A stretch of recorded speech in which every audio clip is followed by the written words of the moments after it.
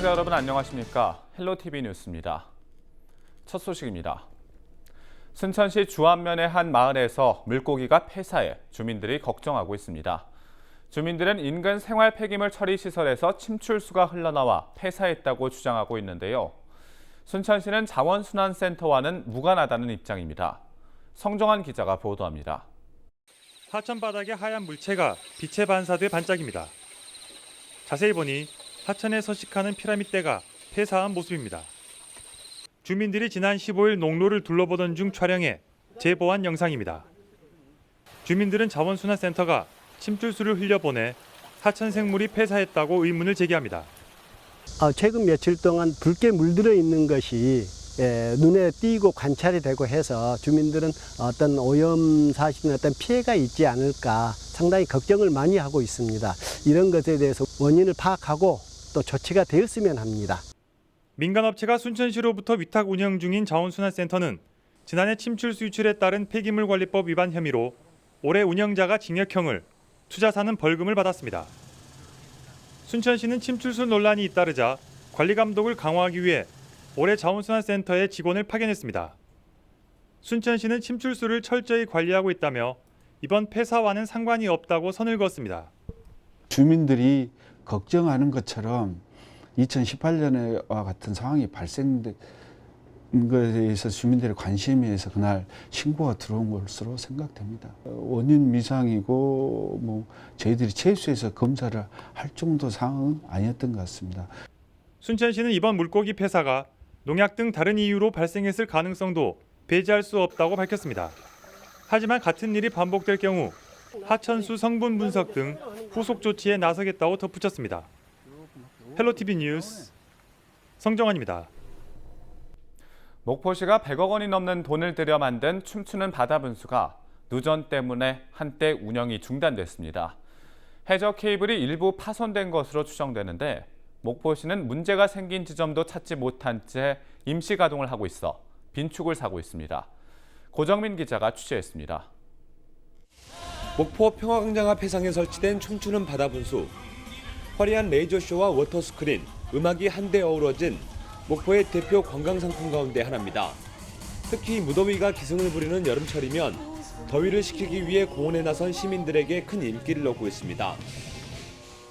그런데 지난 17일부터 이틀 동안 목포 춤추는 바다 분수에 문제가 생겨 가동이 중단됐습니다. 변전실이 누전 때문에 과부하가 걸리면서 접지선이 녹아버린 겁니다. 17일 새벽에 변전실에서 과부하로 열이 발생돼가지고 접지선이 녹아버렸어요. 바다 해저 케이블이 안 좋은 곳으로 추적이 돼가지고. 바다 분수가 제대로 작동하지 않자 원인 조사에 나선 목포시. 육상에서 바지선까지 이어지는 해저 케이블 12가닥 가운데 2가닥이 파손돼 누전이 발생한 것으로 보고 있습니다. 정확한 원인 조사를 거쳐 파손 부위를 확인한 뒤 수리가 불가능하다고 판단되면 해저 케이블을 전면 교체하겠다고 밝혔습니다. 고장난 부분에 대해서 원인이 뭐였는가 확실하게 해가지고 사용할 수 있는 여부를 판단하고, 그리고 도저히 안 되었으면 선로를 재설치를 해야 합니다. 문제는 해저 케이블의 정확한 파손 부위도 찾지 못한 상태에서 전선만 다시 배열해 임시 가동을 하고 있다는 점입니다. 목포시는 전선을 재배치했어도 바다 분수 가동에 필요한 전류량과 전압은 확보돼 안전에 문제가 없다는 입장입니다. 고장난 티상 배치내하고 중성선을 옮겼기 때문에 다른 고주파라든지 다른 영향이 좀 있을 수가 있는데 어제 테스트해보니까 문제까지 별 이상이 없더라고요. 135억 원의 막대한 예산을 들여 만든 목포 춤추는 바다 분수. 해마다 유지관리비를 본예산에 세워 점검에 나섰지만 올해는 관련 예산조차 확보하지 않아 고장이 예견됐다는 비난을 사고 있습니다. 헬로티비 뉴스 고정민입니다. 여수공항 적자가 수년째 이어지면서 대한항공이 김포에서 여수행 항공편 감축을 통보했습니다. 하루 2번 운행하던 노선을 하루 1번으로 줄이겠다는 건데요. 국토교통부와 지역 정치권이 대한항공 설득에 적극적으로 나서고 있지만 감축 계획을 철회하기는 쉽지가 않은 상황입니다. 서경 기자가 취재했습니다. 여수공항 적자가 계속되는 상황에서 오는 10월 27일부터 김포 여수행 대한항공 노선이 줄어듭니다. 하루 2번 운항하던 노선을 하루 1번으로 줄이겠다는 계획인데 매일 운항했던 항공편이 줄어들면 적지 않은 교통 불편이 예상되고 있습니다. 전남 동부권을 찾는 관광객이 한 해 평균 2천만여 명을 넘어섰기 때문입니다. 국토교통부는 다음 주쯤 대한항공의 여수공항 간편 조치를 철회해달라고 공식 요청할 계획입니다. 다음 주에는 저희들이 항공사를 한번 전체적으로 돌면서 간편이나 이런 부분에 대해서 좀 처리를 해달라 그런 식으로 좀 돌 생각을 또 하고 있고요. 항공사 여러 사항들이 있을 거 아니겠습니까? 그런 부분도 좀 청취를 해가지고 우리가 도와줄 수 있는 부분에 대해서 한번 다시 한번 전체적으로 검토를 하려고 계속 지금 움직이고 있습니다. 여수와 순천, 광양 등 전남 동부권 행정협의회에서도 대한항공 설득에 나섰습니다. 하지만 대한항공 평균 탑승률은 62%로 항공 원가인 85%에 못 미쳐 흑자를 내기에는 턱없이 부족한 상황. 특별한 행정 지원 없이 감축 계획을 막기는 어려운 상태입니다. 다음 달부터 서울에서 여수를 향하는 KTX 열차가 주말만 4회씩 더 늘어나지만 줄어든 교통편으로 평일 관광객 수요까지 감당할 수 있을지는 미지수입니다. 지역 과목도 있지 않습니까? 지역 과목 이제 덤핑 플러스 이제 KTX가 이렇게 되어버리니까 그 전체적인 것 때문에 지금 이렇게 감소되는 걸로 나오더라고요. 고객 수가 줄어든 이유가 그 항공사 문제 아니고 일부의 요인들도 많이 있더라고요 지금. 여수공항 간편 조치에 대한 국토교통부와 지역 정치권의 움직임이 계속되는 가운데 10월 27일부터 시행되는 대한항공 노선 감축에 저지될 수 있을지 주목됩니다. 헬로티비 뉴스 서경입니다. 패션 프루트라고 들어보셨나요? 아열대에서 생산되는 과일 중 하나로 신맛이 강한 것이 특징인데요. 국내에서도 패션 프루트가 생산되고 있다고 합니다. 최근에는 소비자들에게 인기를 끌면서 고소득 작목으로 주목받고 있다고 하는데요. 자세한 내용을 송유창 기자가 취재했습니다. 무안군 운남면의 한 하우스 농가. 가까이 보니 하우스 안에는 초록빛 열매들이 대롱대롱 매달린 채 익기만을 기다리고 있습니다. 초록빛 열매들은 다름 아닌 아열대 과일인 패션 프루트입니다. 이 열매는 9월이 되면 모두 검붉은색으로 익어 바로 맛볼 수 있게 됩니다. 패션 프루트는 아열대 기후에서 자라는 대표적인 과일 중 하나입니다. 100가지 맛과 향이 난다고 해서 백향과로도 불리고 있는데요. 이 과일 안에는 비타민C는 물론 아연 등 다양한 성분 등이 포함되어 있어서 노화 방지는 물론 면역력 향상에도 크게 도움이 되고 있습니다. 패션 프루트의 원산지는 브라질 남부입니다. 하지만 최근 전남 지역이 지구 온난화의 영향으로 온도가 상승하면서 아열대 작물 재배가 가능해졌습니다. 지난 2017년 경남 지역에서 전남 무안으로 기농한 이규동 씨도 이 같은 이유로 아열대 작물인 패션 프루트 재배를 이곳에서 시작한 것입니다. 타 작물에 비교했을 때 고소득 작물이에요. 자금 회전율이 빠르다 보니까 권장할 만한 그런 작물이에요. 생산량이 부족해서 과일이 부족한 형상으로 이제 앞으로 좀 비전이 있다고 보는 작물이에요. 최근에는 소비자들에게도 인기를 얻고 있는 데다 화장품이나 먹거리 등에도 다양하게 사용돼 농가들도 고소득 작목으로 선호하고 있습니다. 패션 프루트는 지난해 기준 1kg당 18,000원 선에 거래됐고 올해도 14,000원 수준입니다. 현재 무안 지역은 물론 해남과 장흥, 광양, 순천 등 전남 지역 곳곳에서 재배하고 있습니다. 수확 후 관리에 대한 체계적인 연구라든지 기술력이 없기 때문에 농가분들께서 유통하실 때 상당히 애로점이 많은데요. 그런 부분들을 좀 개선을 해보고자 지금 노력을 하고 있고요. 냉해 피해라든지 고온, 그다음에 저온에 조금 취약할 수 있기 때문에 그런 재배 환경들을 개선하는 노력을 앞으로도 할 계획입니다. 기후변화와 함께 새로운 고소득 작목으로 선호되는 패션 프루트. 어려운 농가들의 효자 품목으로 자리 잡을 수 있을지 관심이 모아지고 있습니다. 헬로티비 뉴스 송유창입니다.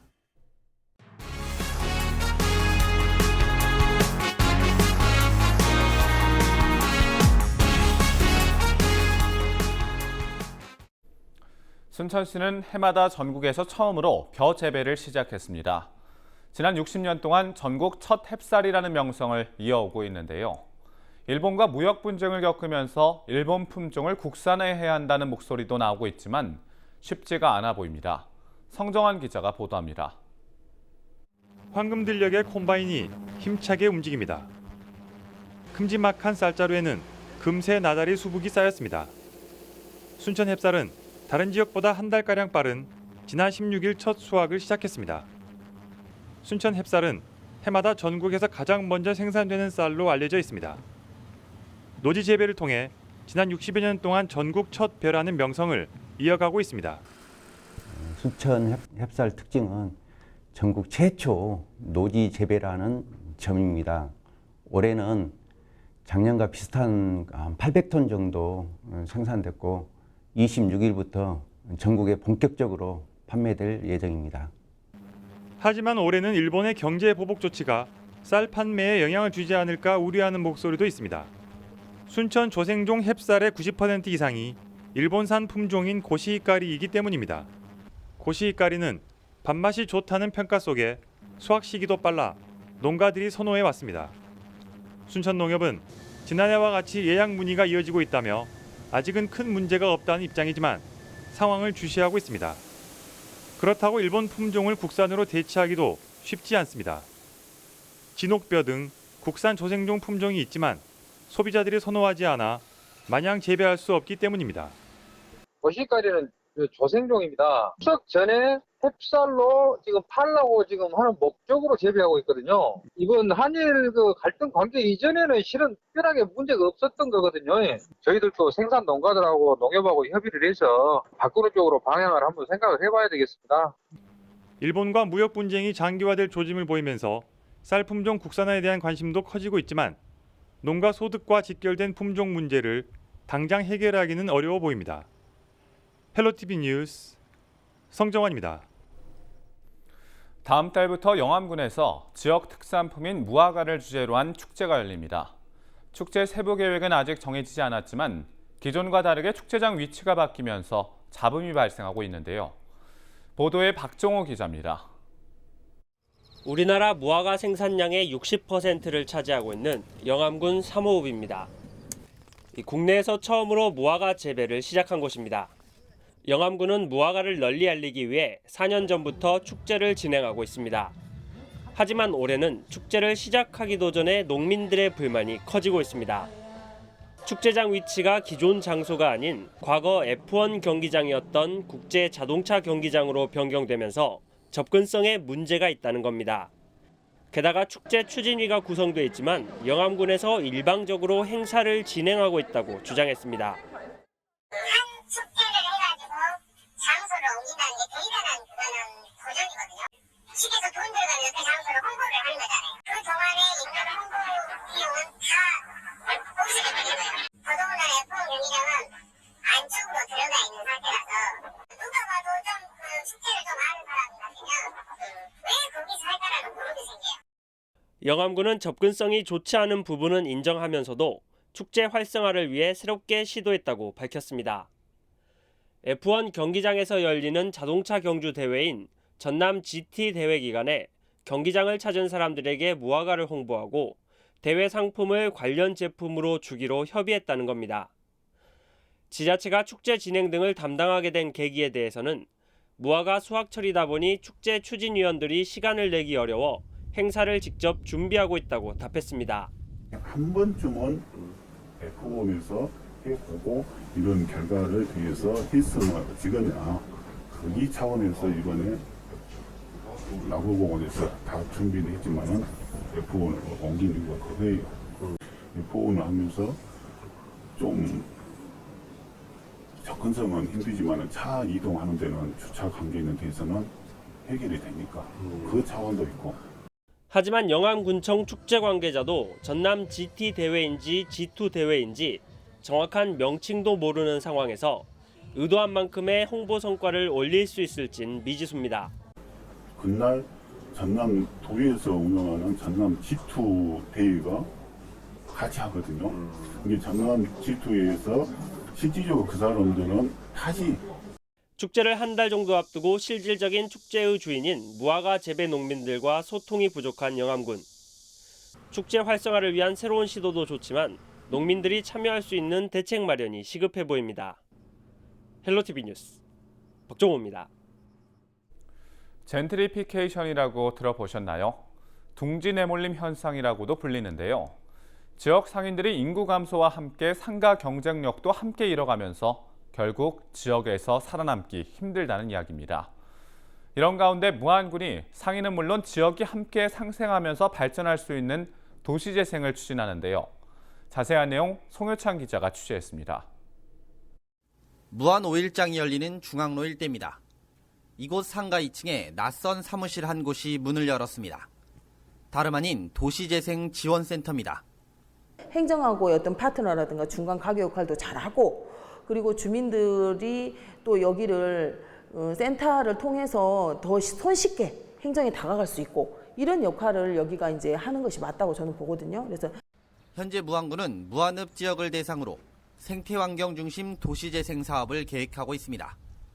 인근 남학신도시와 같은 첨단도시나 순천 등 동부권 사례와는 다른 모양새입니다. 자연을 재료로 삼아 관광은 물론 먹거리와 즐길거리 등을 만들어 지역을 살리겠다는 것입니다. 이를 통해 지역 상권이 살아나고 지역에 대한 지역 주민들의 자부심도 함께 커질 것으로 군은 내다보고 있습니다. 현재 정체되어 있는 인구도 도시재생을 통해 인구 유입의 토대가 되길 기대하고 있습니다. 군은 우선 센터를 통해 도시재생 사업 정책을 지원하고 주민과의 소통을 강화하고 있습니다. 전략계획과 활성화 계획을 만들고 관련 사업을 추진하되 주민들의 종합적인 의견을 수렴해 계획에 포함시킬 예정입니다. 특히 도시재생대학과 주민협의체 운영을 통해 도시재생 지역 전문가를 양성해 주민이 함께 만드는 도시재생이 될 수 있도록 하겠다는 방침입니다. 무안은 특히나 현장 밀착, 이게 좀 지자체가 작고 이러다 보니까 또 더 손쉬워요. 소통도 더 활발하고. 그래서 그런 장점을 살려서 우리 무안군 도시재생지원센터는 그런 역할을 좀 많이 해야 되지 않을까. 이외에도 마을기업 창업과 운영은 물론 주민 참여 사업 발굴 등도 함께 지원할 예정입니다. 헬로티비 뉴스 송희창입니다.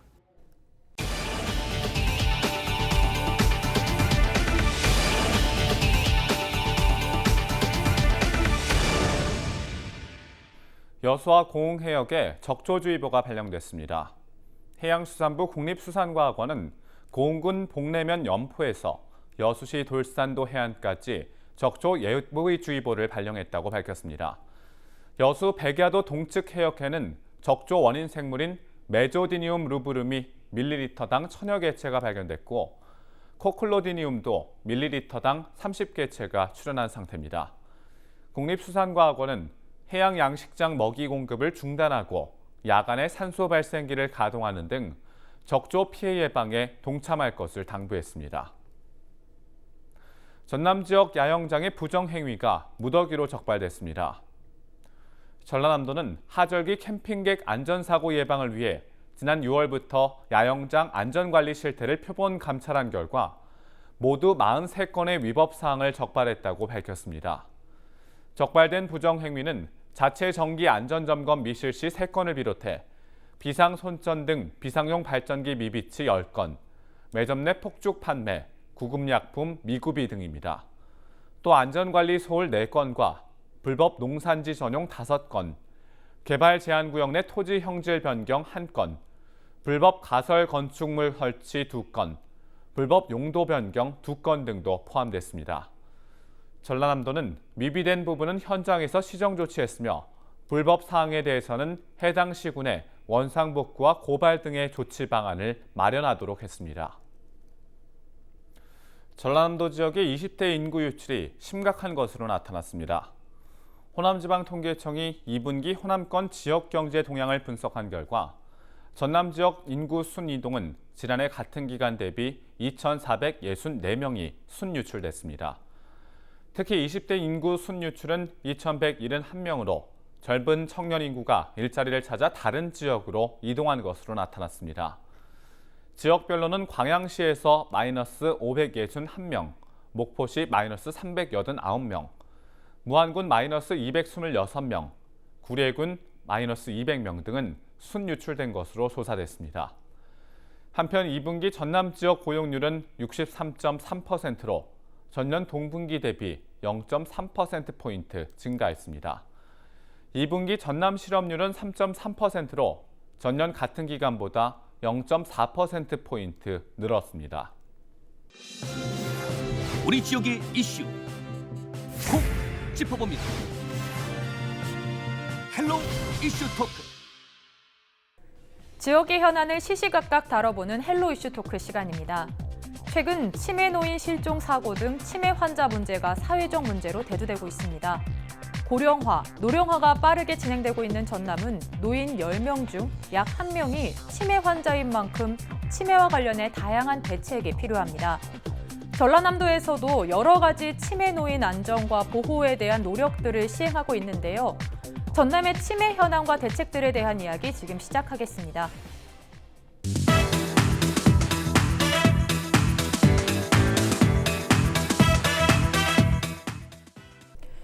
네, 치매 환자가 증가하면서 사회적 문제로 대두되고 있습니다. 최근에는 해남에서 4일 만에 구조되기도 했는데요. 어떻게 보십니까? 네, 그렇습니다. 지난 8월 6일 2시경에 해남군에서 치매 환자분이 주거지를 나간 뒤에 돌아오지 않는다는 그런 실종 신고가 경찰서에 접수가 되어서 한 4일 만에 이렇게 구조가 되는 사건이 있었는데 뭐 이러한 일들이 어제 오늘 일은 아니었던 것 같습니다. 그리고 흔히 이런 일들이 많이 일어났음에도 불구하고 이번 사건 같은 경우는 좀 다행스러운 일이다 생각이 들고 배회 가능성이 많은 중증 치매 환자에 대한 체계적이고 전문적인 관리가 좀 필요하다고 생각이 됩니다. 최초로 의학적인 관점에서 연구한 사람이 독일의 알로이스 알츠하이머라는 사람이 이 연구를 했었는데 치매를 알츠하이머로 했던 이유도 이런 연구 결과가 체계적인 그런 연구로 인정이 되었기 때문에 그랬지 않았는가라는 생각을 하고요. 우리 전남 같은 경우는 초고령화 사회에 진입을 하면서 치매에 대한 문제가 더 심각해지죠. 그래서 치매는 뭐 정상적인 지적 수준을 유지하다가 장년기 이후에 인지 기능이 이렇게 소멸하는 그런 경우를 말을 하는데요. 치매는 노인성 질환이 대부분입니다. 옛날에는 나이가 들어가고 뭐 어르신이 되면은 어쩔 수 없이 생기는 그런 뭐 쉽게 얘기하는 노망이나 또 망령이 들었나라는 걸로 해서 자연스럽게 받아들여졌는데 오늘날에 와서는 그게 특별한 그 질병으로 이렇게 구분이 되고 있어요. 그래서 치매 치료에 대한 의료 비용도 물론 문제이지만 치매 환자가 있는 그 가족들이 더 심적인 고통들이 더 크다고 저는 생각을 합니다. 네, 치매 환자의 집중적인 관리와 또 치료가 필요하다고 말씀해 주셨는데요. 네, 지금 이런 치매 환자가 증가하고 사회적 문제로 대두되고 있는데 이런 거에 대해서 어떻게 보십니까? 네, 치매는 개인적 질병이라기보다는 사회적 질병이라는 인식이 더욱더 큰 것 같습니다. 어떤 개인이 치매라는 병으로 이렇게 아프기는 하지만은 오히려 그 치매 환자를 돌보는 가정과 또 치매 환자가 발생을 해서 그 지역 사회에서 들어가는 비용 이런 것들을 따져 보았을 때는 이제 사회적 질환이라고 보는데요. 현재 2018년도 기준으로 뭐 노인 인구가 거의 800만에 가까운 상태에서 지금 10% 그 노인 인구의 10% 정도가 지금 치매 환자라고 추정이 되고 있고 뭐 계속 지금 이 숫자는 계속 늘어나고 있는 상황입니다. 이제 고령화 사회가 되다 보니까 지금 치매 환자가 계속 증가를 하고 있고 2025년도에는 2050년 기준으로 했을 때는 뭐 250만 정도가 될 것이라는 추정치도 나오고 있는 상황입니다. 지금 뭐 특히나 이제 치매 같은 경우에는 노인성 질환으로서 이제 80세 평균 그러니까 어느 국가 사회에서도 80세 이상의 평균 연령이 도달하는 경우에는 그 치매 발생 그 비율이 훨씬 더 많이 늘어나는 편이거든요. 지금 세계적으로 보았을 때도 지금 우리나라 같은 경우는 최근에 뭐 고령화 사회가 되면서 100세의 시대를 바라보고 있지 않습니까? 그렇기 때문에 이 치매라는 것이 증가를 하고 있고 과거보다는 더욱더 많이 보이는 이유도 고령자가 훨씬 더 많아졌기 때문에 저희 사회에서도 더 많이 눈에 띄는 것이 있거든요. 그렇기 때문에 이 치매라는 것이 어떤 개인적 질병으로 치부할 것이 아니라 사회적 질병이다라는 생각을 가지고 대책을 마련해야 될 상황인 것 같습니다.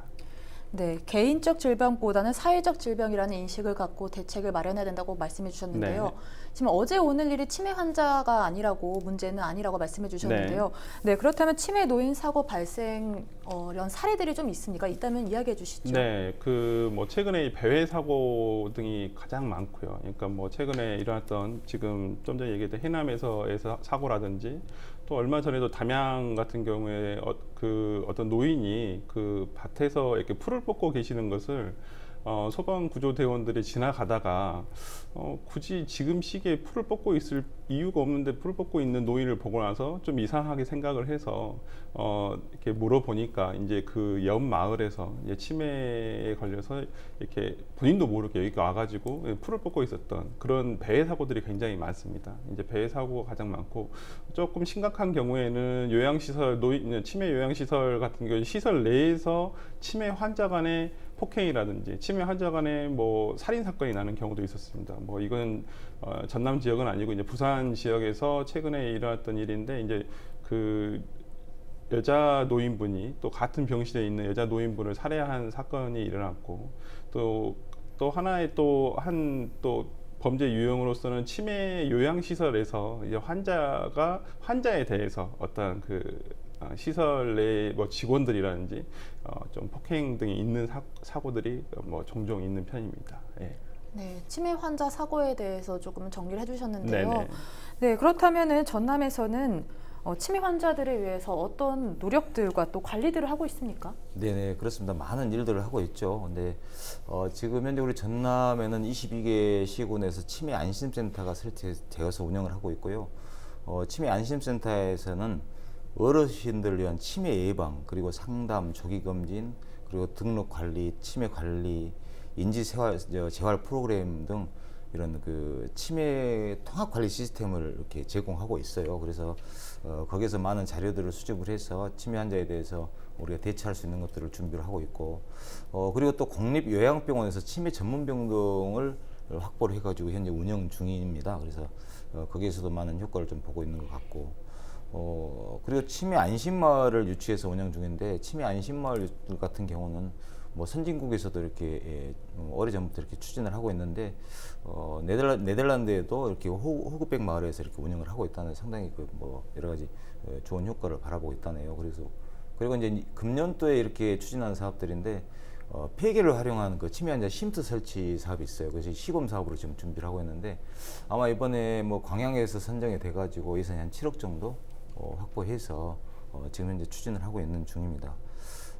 그리고 이제 그 치매 안심마을 같은 경우는 구성원들이 주민들과 함께 이렇게 주요 기관들이 치매에 대한 그런 올바른 인식 개선을 통해서 환자들과 함께 어우러져 살아갈 수 있는 그런 치매 친화적인 그런 마을을 구성을 해서 좀 치매 환자들도 좀 안심하고 또 가족들도 안심할 수 있는 그런 마을 조성을 해가지고 편안한 노후를 살 수 있도록 그렇게 준비를 하고 있고, 그리고 또 이제 치매에 대해서 조기 진단 그 진료 검진비를 이렇게 지원을 하고 있어요. 그리고 치료비도 지원을 하고 있기 때문에 가족들이 주위에서 항상 잘 살펴보고, 아까 말씀드렸다시피 치매라는 것이 나도 모르게 찾아오는 질병이다 보니까 주변의 가족들이 잘 살펴보고 또 주변에서 잘 살펴서 그런 분을 조치를 할 수 있도록 많은 관심을 가져줬으면 좋겠다라는 생각을 합니다. 네, 치매 환자를 위해서 전남에서 다양한 노력을 하고 있고 관심을 기울이고 있는데요. 그렇다면 이렇게 시행되고 있는 것들이 정말 치매 환자들에게 실질적으로 효과가 있습니까? 네, 많은 효과들을 보고 있어요. 효과들을 보고 있는데, 아까 말씀드렸다시피 그 수요에 비해서 행정이 좀 뒤따르지 못하는 부분은 못하는 것도 현실이지만, 그만큼 각 지자체에서 노력을 하고 있기 때문에 여러 가지 효과는 보고 있고, 지금 이제 시범 사업들을 거쳐가지고 그게 이제 효과를 보면은 좀 더 확대해서 전 지역에 확대 운영을 할 수 있도록 그렇게 하는 게 뭐 저희들이 해야 할 일 같아요. 그래서 치매 환자들을 보는 그 인식 개선을 일반 시민들께도 많이 해야 될 것 같고, 저분이 뭐 환자다라는 생각보다는 그래도 그분들이 우리 지역의 발전을 위해서 진짜 뭐 한 생을 바쳤던 우리 부모님들이고 우리 어머님이고 우리 아버님들이기 때문에 그런 인식 개선이 필요하다, 저는 그렇게 생각을 합니다. 네, 시행하고 있는 부분들이 치매 환자들에게 큰 도움이 되고 있고 또 그와 함께 인식 개선도 필요하다고 말씀해 주셨는데요. 그렇다면 지금 전남에서 시행하고 있는 이런 대책들이 치매 환자들에게는 좀 도움이 있다고 보십니까? 네, 지금 현재 뭐 치매 안심센터라든지 치매 안심마을, 그다음에 인식표, 그다음에 치매 환자들 배회 사고를 방지하기 위한 배회 감지기 등이 지금 보급되고 있는데요. 이제 특히 최근에 그 전남지방경찰청장님의 그 노인 대책과 전남에 맞는 치안 대책을 말씀하실 때 그 노인 안전 대책과 관련해서 이 치매 노인 사고에 대해서도 언급을 한 바가 있는데, 지금 현재 배 감지기라고 하는 이제 일단 치매 환자들이 보통 이제 방향 감각이 없기 때문에 그냥 목적 없이 이렇게 나가는 경우들이 있어서 그 안전사고의 위험이 있는데, 이 배 감지기가 현재 전남에서는 1000대 정도가 보급이 되어 있습니다. 뭐 전체 보급률로 따져보면 한 20% 정도가 되어 있는데, 이 배 감지기에 대한 안내와 그 다음에 그 보급률을 좀 높이겠다. 그래서 노인 치매 환자의 배 사고를 조금 감소시키겠다라고 지금 목표를 설정을 하셨거든요. 그렇기 때문에 어떤 현재도 뭐 잘 그 지방 보건소와 그 다음에 치매 안심센터 같은 데서 잘 운영이 되고 있습니다만은, 인식표라든지 이런 것들도 그 노인 배 사고 관련해서 배 감지가 좀 확대돼서 이런 것들이 현재 실질적으로 많이 도움이 되고 있는 편이고 실제 잘 운영이 되고 있는 상황입니다. 뭐 조금 미흡한 점이 없지 않아 있긴 하지만은, 뭐 현재 그 우리가 요양시설과 치매 환자에 대한 구체적인 대책이 나온 것이 10년 정도밖에는 되지 않았습니다. 거기에 비해서는 현재 뭐 많은 노력을 하고 있고, 국가나 지자체에서 그렇기 때문에 현재 지금 전남에서도 마찬가지로 많이 지금 실질적인 효율성 있는 대책들이 지금 시행되고 있는 편입니다. 네, 이제 배회 감지기가 확대돼서 또 네. 실질적으로 도움이 돼야 되고 또 운영이 되고 있다고 말씀해 주셨는데요. 네. 앞에서 말씀해 주신 것처럼 요양원이나 이런 치매 전담 시설에서 사고가 이제 발생하고 있다고 네. 말씀해 주셨습니다. 언뜻 말씀해 주셨는데요. 계속해서 이런 문제들이 발생한 이유는 뭐라고 보십니까? 네, 현재 아까도 말씀드렸습니다만은 노인 인구의 10명 중에 1명이 지금 치매 환자입니다. 그렇기 때문에 지금 치매 환자가 벌써 70만, 80만에 육박하고 있고, 앞으로 이제 뭐 5년, 10년 뒤에는 100만의 노인 치매 환자들이 생길 염려가 있는데요. 그런 경우에 지금 우리나라에서 치매 환자들이 보통 돌봄 서비스를 받는 곳이 이제 요양병원이라든지 요양시설 이런 두 군데가 있는데, 이제 요양병원 같은 경우에는 원칙적으로는 수술 후에 단기간 입원을 하는 곳이지만은 최근 우리나라 같은 경우는 요양병원 같은 데서도 치매 환자들이 장기간 입원을 하는 경우도 굉장히 많고요. 그다음에 요양시설에서도 많은데, 이 어떤 시설 내에서의 사고 같은 경우는 아직까지는 전문적인 인력이 좀 부족한 부분도 있습니다. 그러니까 치매 환자가 지금도 등급제로 지금 나눠져 구별되고는 있는데, 치매 환자의 등급뿐만 아니라 치매 환자가 나타내는 성향에 따라서, 예를 들어서 폭력적인 성향이 있으면 따로 격리를 해서 보호 조치를 해야지만 또 다른 치매 환자들의 어떤 좀 개선이라든지 이런 걸 방해하지 않는데, 지금 같은 경우에는 요양시설 내에 그냥 뭐 치매 환자들 그냥 무분별하게 구분 없이 지금 돌봄을 하고 있는 자체가 조금 범죄가 일어날 수 있는 어떤 요인이 될 수도 있다고 보거든요. 그렇기 때문에 그 전제에는 아무래도 지금 현재 전문적으로 치매 노인을 케어할 수 있는 어떤 전문 인력이 조금 부족한 것도 지금 현재 뭐 현실적인 이유가 될 수도 있고, 또 거기에 따른 어떤 시스템이 좀 부재한 것이 그런 노인 요양시설에서의 좀 범죄들이 발생하는 이유인 것 같습니다. 네, 요양시설이나 요양병원에서 이런 범죄가 발생하는 거는 이제 전문적이고 체계적인 치매 환자 관리가 필요하고인데, 그 부분이 좀 부족하기 때문이라고 말씀해 주셨는데요. 네, 이제 치매 문제를 단순히 개인의 문제로 볼 수 없습니다. 뭐 관계당국, 가족, 의료원 등 모두의 노력이 필요할 것 같은데, 어떤 노력을 해야 하는 겁니까?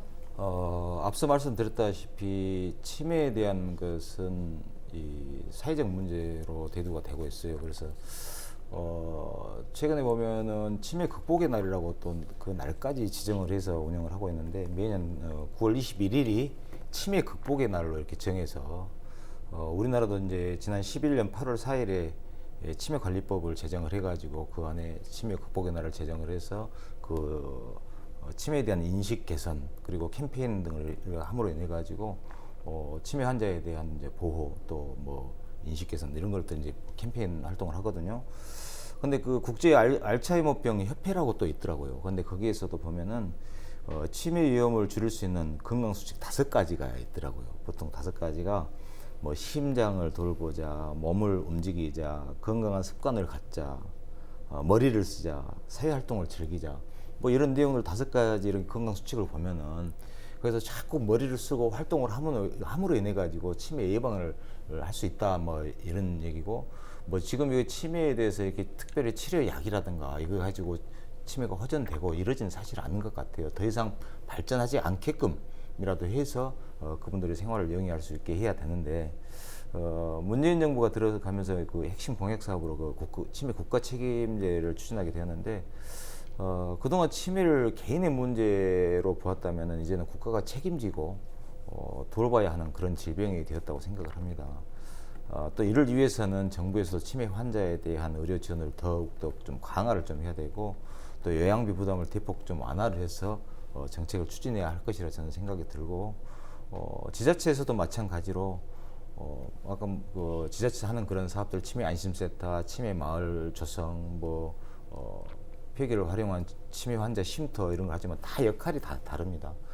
치매 안심센터에서는 모든 그 통합 관리를 함으로 해서 그분들의 활동상 또 어떤 위치에 있는가도 다 파악을 해야 되고, 어떤 분들이 치매 환자인지 다 파악을 해서 하는 게 안심센터에서 하는 일들이고, 또 치매 안심마을 같은 경우는 그분들이 편안하게 생활할 수 있도록 만들어주는 게 그런 역할을 하는 것이고, 또 쉼터에서는 그 쉼터에 또 특별한 기능이 있기 때문에 쉼터 기능을 할 수 있는 그런 역할을 하는데, 무엇보다도 뭐 가족들에 대한 문제가 더 심각해요. 근데 지금 현재로 봐서는 그 가족들에게 어떻게 좀 도움을 줘야 되겠다는 그런 것들은 사실 나오진 않아요.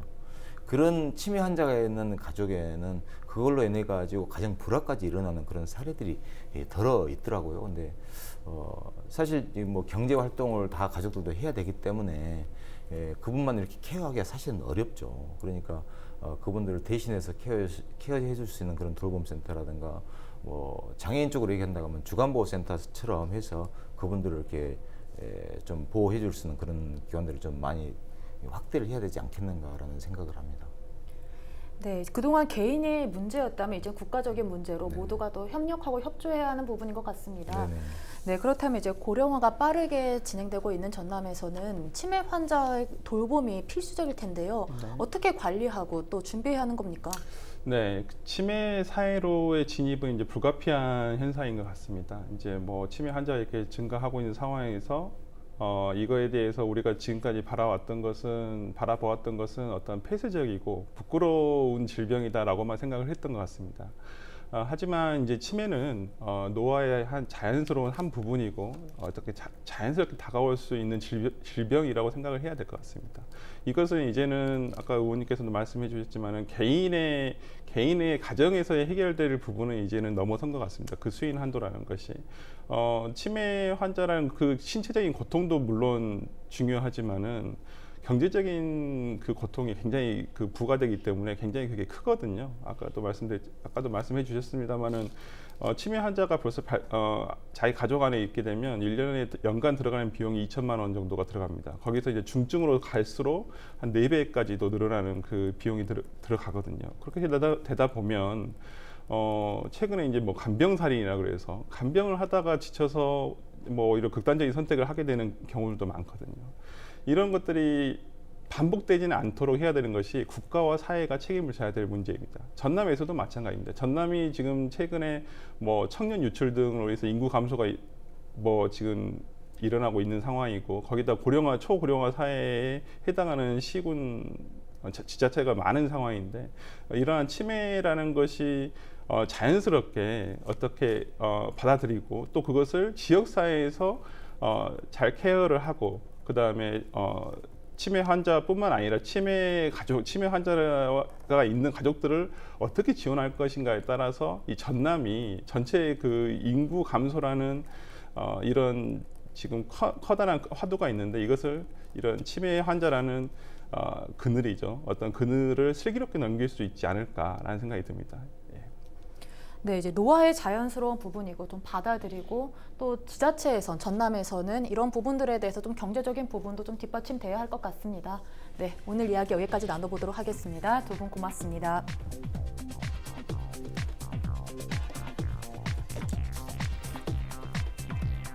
고령화, 노령화가 심한 전남은 치매로부터 자유로울 수 없습니다. 현실적이고 실효성 있는 치매 대책들이 마련돼 안전한 노후가 이뤄지길 바랍니다. 지금까지 헬로 이슈 토크였습니다.